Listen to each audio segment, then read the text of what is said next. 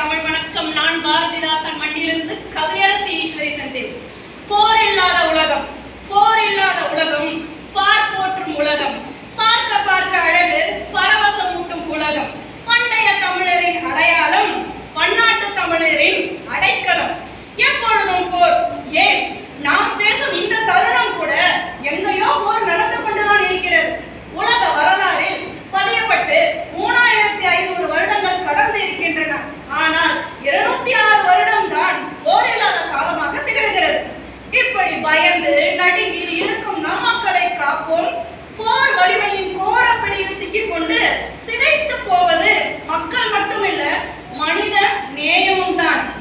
விடியும் வரையில் போராடினோம், உதிரம் நதியாய் நீராடினோம், வெக்கம் எல்லாம் பாலாச்சி, துக்கம் எல்லாம் தூளாச்சி கண்ணம்மா. வெள்ளை பட்டுடுத்தி வான் பார்த்து கையசிக்கும் குழந்தைக்கு தான் தெரிய வாய்ப்பில்லை அது போர் விமானம் என்று. மகிழ்ச்சியாக இருந்து நம் பெண்களின் வாழ்க்கை ஒரே நொடியில் அழிந்து போனது. ஆபரேஷன் சிந்தூர் என்ற ஒற்றை வார்த்தை பல வழிகளையும் வடிவம், பல உயிர் கொடுத்து ரத்தத்தின் ஆறு, பதிலுக்கு பதில் உயிர் பலி. வண்ணம்